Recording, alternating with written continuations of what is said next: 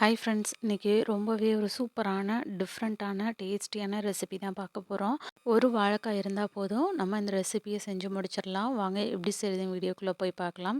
இந்த ரெசிபி செய்கிறதுக்கு நம்ம ஃபஸ்ட்டு மசாலா ரெடி பண்ணிக்கலாம். அதுக்கு ஒரு 1 டீஸ்பூனுக்கு மஞ்சத்தூள், உங்களுக்கு தேவையான அளவு காரத்துக்கு மிளகாய் தூள் எடுத்துக்கோங்க. ஒரு மீடியம் சைஸ் வெங்காயம் எடுத்துக்கோங்க. 2 பூண்டு எடுத்துக்கோங்க.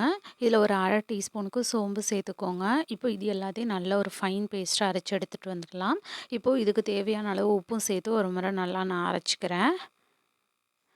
இப்போது எல்லாத்தையுமே நல்லா அரைச்சி எடுத்துகிட்டு வந்துட்டேன். நான் இப்போது ஒரு வாழைக்காயை இந்த மாதிரி சைஸில் கட் பண்ணி எடுத்திருக்கேன்.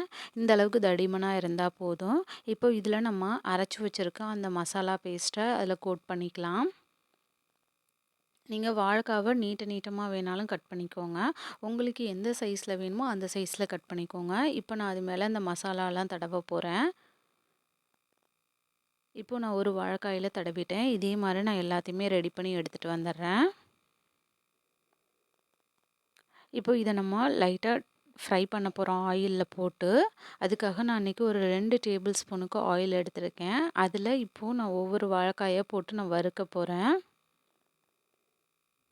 நான் இன்றைக்கி தேங்காய் எண்ணெய் தான் யூஸ் பண்ணுறேன். தேங்காய் எண்ணெய் யூஸ் பண்ணும்போது ரொம்பவே வாசமாக இருக்கும், சாப்பிடும்போது நல்லாயிருக்கும். இப்போது இந்த மாதிரி ஒரு சைட் கலர் சேஞ்ச் ஆனதுக்கப்புறம் நான் இன்னொரு சைட் திருப்பி போட்டுக்கிறேன். அவ்வளோதான், எனக்கு வாழைக்காய்லாம் நல்லாவே ஃப்ரை ஆகிடுச்சு. இப்போ நம்ம இதை வெளியில் எடுத்துடலாம். இந்த மாதிரி நான் எல்லா வாழைக்காயுமே ஃப்ரை பண்ணி எடுத்துகிட்டு வந்துட்டேன். இப்போது இதை இந்த மாதிரி நீங்கள் ஒரு பவுலில் வாழை இலையை வச்சு அதில் இந்த மாதிரி வாழைக்காவை எடுத்து வச்சுருங்க.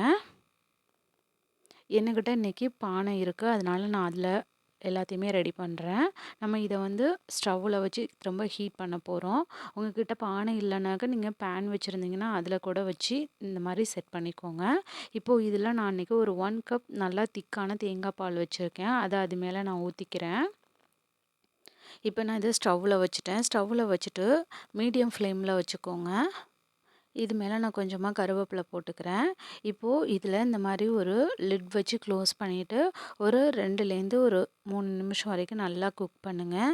உங்களுக்கு தெரியும் அந்த மாதிரி எனக்கு நல்லாவே அந்த மாதிரி கொதிக்குது. இந்த மாதிரி கொதிக்கணும். இந்த மாதிரி கொதிக்கும்போது உங்களுக்கு அந்த மசாலாலாம் அந்த பாலில் நல்லா இறங்கிடும். அப்போ சாப்பிடும்போது ரொம்பவே நல்லாயிருக்கும். நீங்களும் ட்ரை பண்ணி பாருங்கள். தேங்க்ஸ் ஃபார் வாட்சிங். DD Shine Recipes and Tips சேனலை லைக் பண்ணுங்கள், ஷேர் பண்ணுங்கள், சப்ஸ்கிரைப் பண்ணுங்கள். பாய்.